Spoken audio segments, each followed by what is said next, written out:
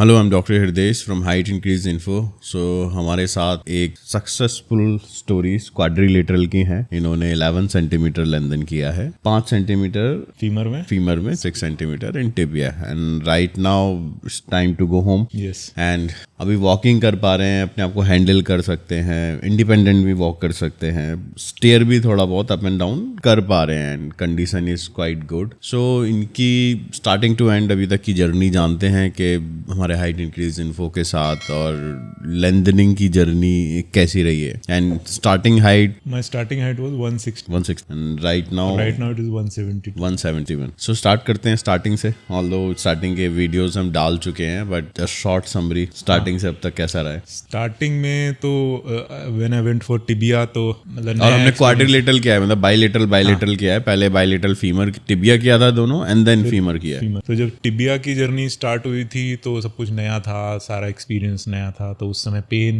भी था, उसके लिए मैं पेन किलर्स ले रहा था काफ़ी। ओवरऑल जर्नी ठीक ही गई, working at that time, working from home, so तो मैक्सिमम टाइम जॉब में निकल जाता था उस समय। तो टिबिया की जर्नी मतलब मिक्स्ड रही, एंड जल्दी निकल गई क्योंकि जॉब था उस समय। उसके बाद मैंने सबैटिकल ले लिया, फिर उसके बाद तो फीमर के टाइम पे I was not doing any job eight that time, तो थोड़ी ज़्यादा कॉन्शियसली कर पाया। और उसमें फीमर में मैंने ज़्यादा एफर्ट भी मारा, जो प्रॉब्लम्स, जो मुझे कमियां अपनी तरफ से लगी, मैं ज़्यादा लीनियंट था या फिर ज़्यादा एक्सरसाइज नहीं कर रहा था टिबिया में, वो सारी चीज़ें मैंने चेंज कर दी। मैं ज़्यादा एक्टिव था फीमर में। लोगों का फीमर टफ जाता है नॉर्मली टिबिया से, मेरा फीमर आसान गया बहुत। और मुझे पेन भी एज सच नहीं हुआ, मेरी बेंडिंग भी कंप्लीट रही। अच्छा, तो ये टफ जाता है, इसके पीछे ये एक्चुअल में टफ है या फिर उतना लोग नहीं देते जितना कि आपने दिया? जैसे कि फर्स्ट आपने बताया कि टिबिया में you were doing work from home, तो फोकस उधर भी था, इसकी तरफ मिक्स था, प्रॉपर नहीं दे पा रहे। मतलब कंप्लीट कंसंट्रेशन अभी फीमर में किया तो बेंडिंग भी अच्छी थी, वॉकिंग भी कर रहे थे आप, सब कुछ ठीक था। तो इट्स ऑल अबाउट कि आप कितना एफर्ट मारते हो, ये डेफिनेटली है। If you put an effort तो आपको रिजल्ट मिलता है और आपकी जर्नी बहुत स्मूथ हो जाती है। जितना ज्यादा एफर्ट मारते हो, आपकी मोबिलिटी पे आप ध्यान देते हो, तो आपकी मसल एट्रोफी बच जाती है बहुत ज्यादा, बिल्कुल। और उसकी वजह से आपकी एक तो रिकवरी में भी फायदा मिलेगा, लेकिन on that point when you are doing your exercises, दर्द भी कम हो जाता है। मतलब विद इन फ्रेम्स भी बहुत ज्यादा हेल्प करती है व्हेन यू आर मोबाइल, क्योंकि ब्लड फ्लो बढ़ रहा है, और उसकी वजह से तो पेन मैनेजमेंट आसान हो जाता है। The more mobile you are, the less painful and less stressful the journey is. तो ये मुझे फीमर में बहुत ज्यादा फायदा हुआ। ये रियलाइज नहीं होता कि आप पेशेंट हो, एक जगह लेटे हो, कुछ नहीं कर सकते। ये एक बहुत बड़ा साइकोलॉजिकल फैक्ट है। और आपको कॉन्शियस एफर्ट मारना पड़ेगा, तब जाके वो आसान होगी जर्नी। मैं फीमर में एफर्ट इतना मार रहा था कि मतलब डे 1 से मैं वॉशरूम खुद जा रहा था। फीमर में कोई नहीं जाता नॉर्मली, मैं वॉशरूम खुद जा रहा था। डे 1 से मैंने स्मॉल साइकिल 2-3 बार, जब भी मुझे फील होता था, मैं 5-5 मिनट की साइकिलिंग कर लेता था। और सुबह शाम वॉक्स कर रहा था, मतलब इसी गैलरी के 7 राउंड्स ले लेता था एक टाइम पे। तो I was doing these stuff, और फ्रेम में विद इन फ्रेम्स 5-5 मिनट की सुबह शाम स्टैंडिंग कर रहा था। ये फीमर में कर रहा था मैं, मतलब पूरे दिन एक्टिव रहता था मैं हमेशा। ऐसा नहीं कि जब फिजियो आए तभी एक्टिविटी हो रही है, नहीं। अच्छा, पेन वाइज टिबिया में ज्यादा रहा है फिर फीमर में? मुझे टिबिया में ज्यादा पेन था। फीमर में कम पेन था। फीमर में ना इनिशियली हॉस्पिटल टाइम में थोड़ा पेन ज्यादा था, क्योंकि यहाँ से बहुत ज्यादा ब्लड ऊज हो रहा था उस समय। हीमोटोमा काफी ऊज हुआ यहाँ से, इतना ज्यादा, पिन साइड से काफी ज्यादा हुआ, मतलब more than normal. I am not sure what was the reason, but more than normal. तो मेरा विद इन 5 डेज ही 13-14 टाइम्स मेरा ड्रेसिंग चेंज हो गया था। ये दिन में 3 बार ड्रेसिंग चेंज होता था, इतना ज्यादा ऊज आउट हो रहा था। बट वो जब जैसे वो सेटल हुआ, उसके बाद से पेन मतलब आना कम हो गया, धीरे धीरे पेन कम हो गया। बिल्कुल भी स्ट्रेसिंग जो लेंथनिंग का पेन होता है ना, वो नहीं आया बिल्कुल भी मुझे। बहुत ही थोड़ा सा पेन इस वाली पेन में आता था, हल्का सा, but then I could manage it. और उस समय जिस समय पेन आता था, तो मैं लेग्स को हैंग करके नी एक्सटेंशंस कर लेता था, तो उसकी वजह से और कम हो जाता था वो पेन। ग्रेट। तो ये भी मेरा मतलब था कि जब भी मुझे टाइम मिलता, जैसे मुझे पेन होता था, जैसे ही मुझे होता था, तो मैं ओवर एक्टिव हो जाता था, और मैं फिर ये नी एक्सटेंशंस करने लग गया, या फिर थोड़े से पैर फोल्ड करके और डॉर्सीफ्लेक्शन करने लग गया पैर का। ये सारे मैं रेगुलरली मूवमेंट करता रहता था बेड पे। तो इसकी वजह से शायद मुझे लगता है कि मेरी फीमर जितना आप एक्टिव रहेंगे, जितना वो देंगे, उतना फायदा होगा, बेटर रहेगा। ठीक है, ये होगी लेंथनिंग की बात। तो आप 161 से 172 आए हैं। जिस दिन दोनों ये फ्रेम निकल गए थे, टिबिया का तो पहले ही निकल गया था, फीमर का भी, और स्टैंड करवाया था, how you felt? I felt good उस समय, बट उस समय ना एग्जैक्टली सून आफ्टर फ्रेम मुझे अभी उतनी ज्यादा रियलाइजेशन नहीं था, क्योंकि you were walking in frame also, तो इतना ज्यादा रियलाइज नहीं हुआ, क्योंकि डे बाई डे इंक्रीज भी हो रहा था और वो माइंड अडेप्ट करता जा रहा था कि जितनी हाइट वो भी है बट आई वो मुझे पूरी जर्नी मेरी स्मूथ गई ऑलमोस्ट। फ्रेम रिमूवल के टाइम पे थोड़ा सा मुझे यहाँ पे प्रॉब्लम आई थी एब्डक्टार में, राइट एब्डक्टार में, हाँ इनर थाई में, but the moment that was resolve, उसको थोड़ा रिजॉल्व होने में 1 महीना लगा। उसके बाद जब मैं स्टैंड हुआ, जब ये वाला पेन चला गया, उसके बाद जब मैं स्टैंड हुआ, then the reality sank in. फिर हम लोग, and there were few other patients as well, तो हम लोग सब हाइट वाइट नाप रहे थे नीचे जिम में, तो अच्छा लग रहा था कि यहाँ वही 172 गेन कर लिया है ना। और मैंने थोड़ा वेट भी लूज किया था, काफी वेट लूज किया है, वैसे रीगेन कर लिया मैंने काफी, तो ऑलमोस्ट 56 kg हो गया हूँ मैं, तो 49 से 56 हो गया हूँ अब, तो 7 kg गेन कर लिया है, 5 more kgs to go. 12 kgs lose किया था मैंने दोनों सेक्शंस मिला के, 6 तो जो वो क्योंकि वेट लूज कर लिया था तो और बहुत लंबा लग रहा था मैं, तो अच्छे कॉम्प्लीमेंट्स भी मिल रहे थे, तो I was feeling good at that. अभी चलना स्टार्ट किया, अभी सब कुछ कर पा रहे हो, इवन 1-2 बार शायद बाहर भी गए हो, हाँ, तो माइंड में क्या फीलिंग होती है, कैसा लगता है कि एकदम से यार 161 से 172 हो गए? पहले क्या 1-2 इंच का शूज पहन लिया, बट वो माइंड में रहता है यार मैंने डाला हुआ है। मैं कुछ मोमेंट्स बताता हूँ आपको, जैसे मैं मॉल में गया था, तो नॉर्मली जब मैं मॉल में जाता था तो लिफ्ट्स में जैसे जाते हैं आप पार्किंग से ऊपर जाने की तरफ, जब लिफ्ट में जाते हैं तो बहुत सारे लोग आ जाते हैं ना, there are many people and you are the shortest among those people, तो यू फील, क्योंकि बहुत पास में होते हैं लोग, तो आप ऐसे देख रहे होते हो, है ना, ये एकदम से चेंज हो जाता है। तो the moment I went to mall this time, अब मैं यूं देख रहा था, तो दैट चेंज, क्योंकि नॉर्मल हाइट जो है सबकी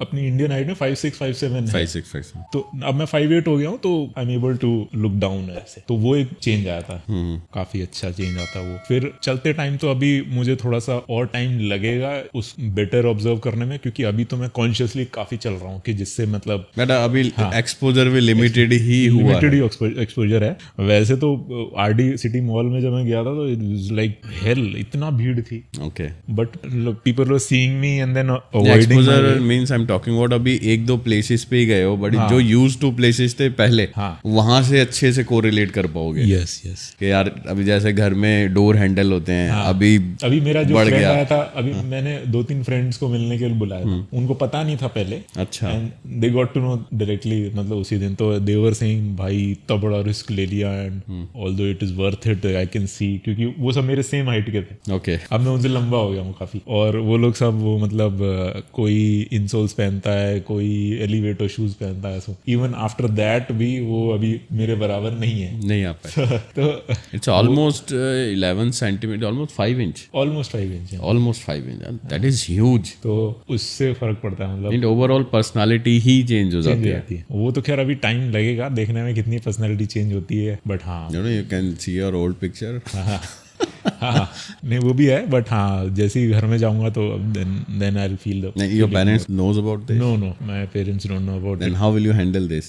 You look taller and even much taller. It's okay. See, I didn't tell my parents because मैं उनको मेरी वाली पेनफुल जर्नी से ना, now तो everything like past वो सब कुछ हो गया, मैं बता दूंगा, सीधी सी बात है, क्योंकि now they won't feel the pain, now they'll see the result, right? वो उस पेनफुल जर्नी से उनको वो भी स्ट्रेस में रहते, मैं भी स्ट्रेस में रहता, there's no point, है ना, तो इसीलिए नहीं बताया उनको। अब जब सारा स्ट्रेस पीरियड खत्म हो गया है तब मैं बता दूंगा, now they will also feel good कि हाँ इसने कुछ किया, अचीव किया, और फिर बता रहा, ठीक है, तो दे विल फील गुड। थोड़ा सा तो मतलब उनको भी अजीब लगेगा कि मतलब क्यों नहीं बताया, बहुत क्यूरियस रहता है, सही बताऊं मुझे भी, कि जब लोग पेरेंट्स को नहीं बताते, घर जाते हैं 3 इंच 4 इंच 5 इंच लंबे हो गए, उनका क्या रिएक्शन रहता है? वो बहुत अजीब रिएक्शन, क्योंकि मैं घर में सबसे छोटा था, अब मैं सबसे लंबा हो जाऊंगा, तो इस चीज को हाइड भी नहीं कर सकते बिल्कुल भी। नहीं कर सकते। वो ऑब्वियसली सब लोग पूछेंगे, और मेरे को घर वालों से कम प्रॉब्लम होती है क्योंकि घर वाले तो समझते हैं मेरी बात, सब चीज़ समझते कि हाँ इसको ज़रूरत थी इसने ले लिया। बट जो रिलेटिव्स हैं वो मिलेंगे ना, तब जिया जी लोग, फूफा जी लोग, जिया जी लोग, ये सब लोग कजन्स, अब तो वो लोग पूछेंगे और क्या करवा लिया और ये और वो क्यों थी ज़रूरत, और ऐसे ऐसे फालतू के क्वेश्चंस पूछेंगे।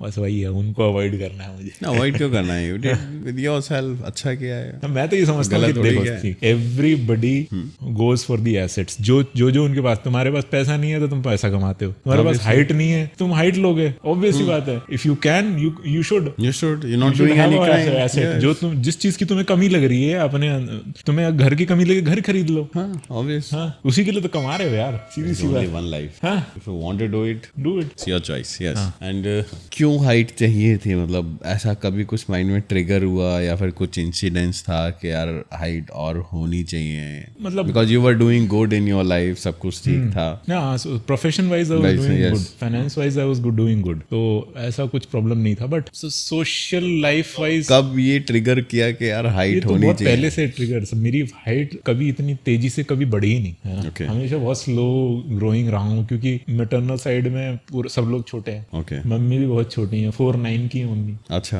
हाँ, तो पापा के साइड में भी इतने भी बड़े नहीं है लोग, पापा की हाइट 5'7" थी। Okay. ताऊ जी की 5'7" थी। बट हाँ मेरी दादी की हाइट काफी बड़ी थी, उनकी 5'6" के करीब हाइट थी। Okay. तो लेकिन वो जीन्स किसी को पास ऑन ही नहीं हुए, सबके छोटे छोटे ही रह गए सब जो जीन्स तो सब लोग ही छोटे हैं घर में, तो उसकी वजह से पहले से था कॉम्प्रोमाइज, तो पहले से ही था कि हाँ ठीक है छोटे रह गए क्योंकि सब लोग छोटे हैं, ठीक है। बट दैट वो एक ना क्या बोलते हैं उसको, एक खलिश थी माइंड में थी कि हाँ इसको मतलब कॉम्पनसेट करना है कैसे। तो मैं पहले से R&D भी काफी कर रहा था।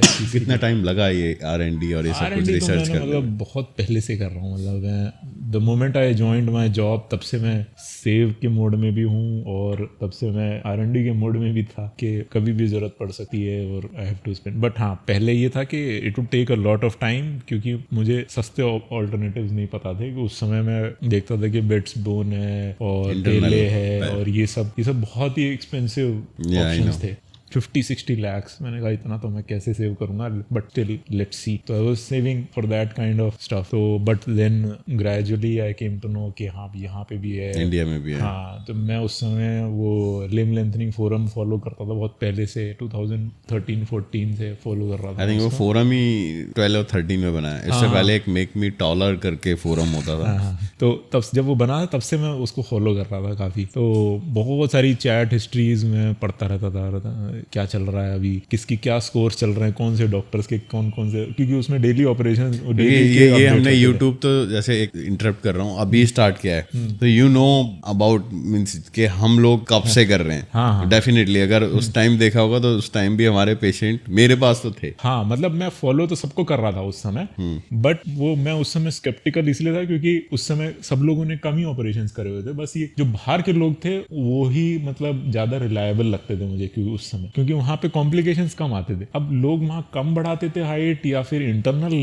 नेल के ऊपर हो रही है इसकी वजह से कम कॉम्प्लिकेशंस थे। There was many factors to consider. तो वही मैं सोचता था कि मतलब क्या बेस्ट ऑप्शन है। वो स्टडी करने में काफी टाइम लग गया, फिर मैं सेव भी कर रहा था उस समय। तो दोनों एकदम से कोइंसाइड और नई चीज निकल के आ गई। हाँ, दोनों एकदम से कोइंसाइड हुए कि हाँ थोड़ी सी सेविंग भी हो गई और उस समय उतने बजट के ऑपरेशंस भी आ गए, तो हमने ऑपरेशन मतलब कर लिया। मैं एक्चुअली बहुत पहले आया था आपके पास। हाँ, जब फर्स्ट टाइम आया तो वही मैं कह रहा हूँ, जब आए थे ऑलमोस्ट सब कुछ हो गया था, but suddenly got to know के डायबिटिक्स थे। बट उस केस में हमने अवॉइड किया। आई थिंक वो अच्छा डिसीजन था वो मेरे लिए तो अच्छा ही था क्योंकि मुझे फिर एक ड्राइविंग फोर्स मिल गया कि अब मुझे डायबिटीज ठीक करनी है, अगर मुझे ये पाना है तो उसके लिए काम किया तुमने, काफी अच्छा काम किया, इवन कंट्रोल किया। देन आफ्टर 2 ईयर हमने इसको दोबारा कंसीडर किया, परफॉर्म किया। तो ये सारा रहा R&D का और मेरी जर्नी, कैसे मैंने बेसिकली रिसर्च करी और कैसे मैं यहाँ पे आया। Do you think it's very hard this journey? मतलब depends on your driving force. अगर आप उसको एज अ कैजुअल लेके आ रहे हो तो you will feel it hard कि हाँ ठीक है अभी पैसा भी है और ये कोई ऑप्शन भी है, but you haven't gone through literature and experiences of people, तो वो थोड़ा सा डिफिकल्ट हो जाएगा। You have to make up your mind के दर्द कभी भी आ सकता है और कितना भी आ सकता है। ये अनसर्टेनिटी है इसमें, इस पूरी जर्नी में अनसर्टेनिटी रहेगी। कई लोग बिना एक सिंगल पेन किलर खाए गुजार देते हैं, निकल जाते हैं क्योंकि उनको पेन नहीं आता। एंड कई लोगों को पेन रोज आता है और रोज लेते हैं, है ना। तो वो depend upon person to person के, वो आपकी बॉडी के ऊपर डिपेंड करता है, but you have to be ready for that, या ऑब्वियसली। क्योंकि वर्ड्स के लिए रेडी करोगे माइंड को तो डेफिनेटली बहुत इजीली स्मूथ निकलेगा। हो सकता है आपने अपने आप को इतना ट्रेन कर लिया है कि हाँ मुझे रोज पेन होगा और मैं पेन किलर नहीं लूंगा, तब भी आपकी स्मूथ निकलेगी बिल्कुल। तो you have to train yourself उसके लिए। वही कितना टाइम लगा, जैसे इंडिया में गिनी चुनी सेंटर है आजकल लोग देख के खोलने लगे हैं, तो कितना टाइम लगा सेंटर चूज करने में on why height increase info? हाँ, तो मैंने उस समय 1-2 सेंटर्स से कांटेक्ट किया था बिफोर। इनफैक्ट आपको कांटेक्ट करने से 2 साल पहले मैंने कांटेक्ट किया था उन सेंटर्स को। तो मैंने वहाँ पे विजिट भी किया था, एवरीथिंग फेल्ट गुड, बट वो कनेक्टिविटी मुझे मिसिंग जो लगी थी वो ये थी कि मतलब अगर सर्जन हैंडल करता है रिकवरी को तो वो इतना मतलब इन्वॉल्व नहीं हो पाता क्योंकि he is busy in surgeries. तो I needed somebody to be serious about the recovery, क्योंकि सर्जरी एक दिन की है, recovery is the main 99% of the journey is recovery. उस पे ध्यान देना इंपॉर्टेंट है। तो वैसा सेंटर मुझे चूज करना था। तो इसीलिए मैं हाइट इंक्रीज इन्फ्रो पे आया, क्योंकि आप प्रॉपरली उस चीज को हैंडल कर रहे हो कि हाँ physiotherapy should be the most serious thing that should happen here. तो वो एकदम रिलीजियसली अगर फॉलो होती हैं तो रिकवरी स्मूथ हो जाती है, बहुत सारे कॉम्प्लिकेशन से बच जाते हो आप। FFD, बेलरीना, मेरे केस में मैं इन चीज़ों से बच पाया क्योंकि मैं सीरियसली फिजियोथेरेपी को फॉलो कर रहा था और जो कह रहे थे वो कर रहा था, उससे ज़्यादा ही कर रहा था, कभी मैंने कम नहीं किया उस चीज़ को। बट हाँ फिजियोथेरेपी थी मतलब वो सीरियसली हो रही थी चीज़, इसीलिए मैं बच पाया इन चीज़ों से। खुद अगर मान लो फिजियोथेरेपिस्ट ही सीरियस नहीं होते और मैं बोलता आज रेस्ट कर लेते हैं और वो लोग बोलते ठीक है हाँ रेस्ट कर लो, मैं हफ्ते में 2-3 बार ही हो रही है, क्योंकि पेशेंट ये बोल सकते हैं और इवन बोल देते हैं कभी कभी, क्योंकि सारे टाइम फ्रेम कभी it's okay, but it should not be a regular thing. और जहाँ पे फिजियोथेरेपी सीरियस नहीं होती है वहां पे ये चीज रेगुलर हो जाती है, कन्वीनियंस को देखने लग जाते हैं लोग। फिर आप उनको ब्लेम भी नहीं करते क्योंकि वो रिस्पॉन्सिबल ही नहीं है उस चीज के लिए। तो फिजियोथेरेपी डिपार्टमेंट में कोई रिस्पॉन्सिबिलिटी होनी चाहिए, तब जाके वो सीरियसली उस चीज को करते हैं और फिर पेशेंट केयर भी ढंग से होती है, तब जाके ये सारी चीज़ें इन लाइन फॉल करती हैं, तब जाके आप अच्छी रिकवरी कर पाते हो। तो ये एक फैक्टर था इसको प्लस हैंडलिंग थिंग, इसको हैंडल कैसे करते हैं और इसका नॉलेज है ऑब्वियसली। तो एक्सपीरियंस आल्सो मैटर्स। तो एक्सपीरियंस में आपको ये पता है, मतलब the centre has gone through so many complication, तो they have a institutional knowledge of how to get through this complication, how to avoid and how to handle. हाँ, if it comes then how to handle. तो ये सारी चीज़ें जरूरी हो जाती हैं। तो ये भी एक फैक्टर था कि एक्सपीरियंस लेवल क्या है उस वहाँ का, वो इंस्टीट्यूशनल मेमोरी है या नहीं है वहाँ पे, तो वो दैट इज इंपॉर्टेंट। अगर वही सब चीज़ें मैटर कर जाती हैं, अगर एट दी द पीक अगर सर्जन होता है तो वो इंस्टीट्यूशनल मेमोरी सर्जरी की होती है, अगर एट द पीक अगर फिजियोथेरेपिस्ट होता है तो वो इंस्टीट्यूशनल मेमोरी फिजियोथेरेपी की होती है। तो वो बहुत इंपॉर्टेंट हो जाता है, मेरे लिए तो एटलीस्ट बहुत इंपॉर्टेंट था वो फैक्टर। वो इंपॉर्टेंट है obviously. And do you want to give any suggestion for दोस्त जो हाइट बढ़ाना चाहते हैं या फिर देख रहे हैं, ऑप्शंस देख रहे हैं हाइट बढ़ाने के लिए? मेरे ख्याल से सिंगल सेगमेंट आप करवाते हो तो मतलब इतना डिफिकल्ट नहीं है। आई मीन वो डिपेंड अपॉन रिक्वायरमेंट को, कौन कितने पे सेटिस्फाइड है। हाँ, आजकल तो मैंने देखा है कि सब लोग 7 और 8 टारगेट लेके आते हैं, 7-8 centimetre with in single, even कर भी रहे हैं और कर भी लेते हैं कर भी रहे हैं। That also depends on the centre. अगर आप किसी इनएक्सपीरियंस सेंटर में, नए सेंटर में चले गए और वहाँ पे आपने 7-8 सेंटीमीटर किया और फिर कॉम्प्लिकेशन आ गई, तो वो हैंडल कर पाएंगे या नहीं कर पाएंगे, नर्व डैमेज हो गया, कुछ भी हो सकता है, बहुत सारी चीजें हैं। वो सारी चीजें कैसे अवॉइड करनी है, कब पेस आउट करना है उसको, कब आपको 0.75 करना है, कब आपको 0.5 mm करना है, ये सब चीजें एक्सपीरियंस से ही आती हैं। फिजियोथेरेपिस्ट सजेस्ट तभी कर पाता है जब उसने पहले ऑलरेडी एक्सपीरियंस किया हो ये चीज, और कोई बताने वाला हो उसको कि ऐसे इतने पीरियड पे कम कर दो या रोक दो, 1 हफ्ते के लिए रोक दो, 2-3 दिन के लिए रोक दो। ये फीलिंग आ रही है तो अब ये करना है, एटलीस्ट पता होना होना चाहिए कि अगर ये है तो ये इस वजह से है, इसको ऐसे सॉर्ट आउट कर सकते हैं। हाँ, तो अगर कोई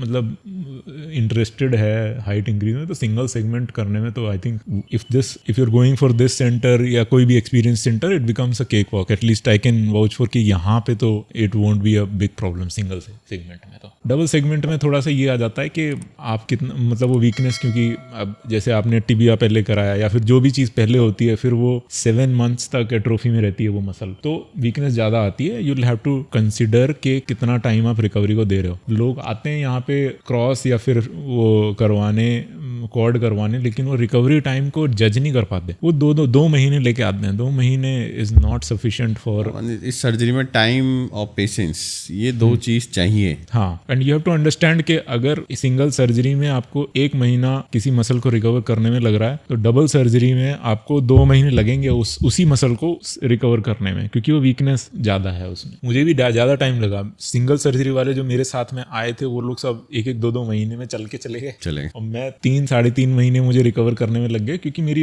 एट्रोफी ज्यादा हुई थी, वीकनेस ज्यादा थी, ज्यादा समय तक मसल एट्रोफी में थी, तो उसको वीकनेस आएगी, तो उसको रीगेन करने में टाइम लगेगा। इसलिए you have to consider that time. Rehab के लिए थोड़ा टाइम निकाल के आए ताकि आप बेटर रिजल्ट और जल्दी वॉक कर। 3 months are sufficient for one single surgery after frame removal for one surgery. I mean usually on an average 3 months में लोग चले जाते हैं चल के।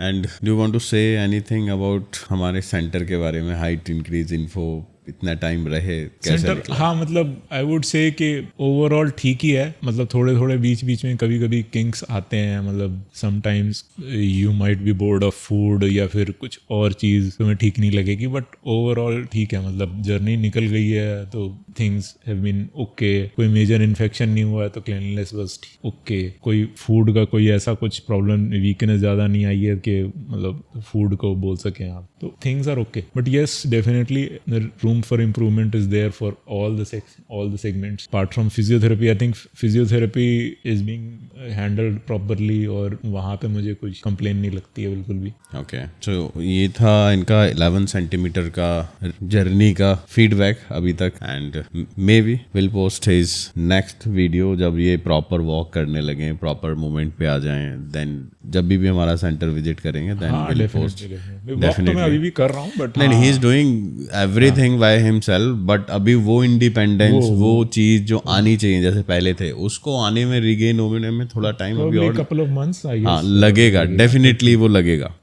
तो तब तक के लिए अगर आपकी और कोई क्वारी है regarding limb lengthening, limb reconstruction, और you want to get taller और any kind of issue related orthopaedic, number is given below. Thank you.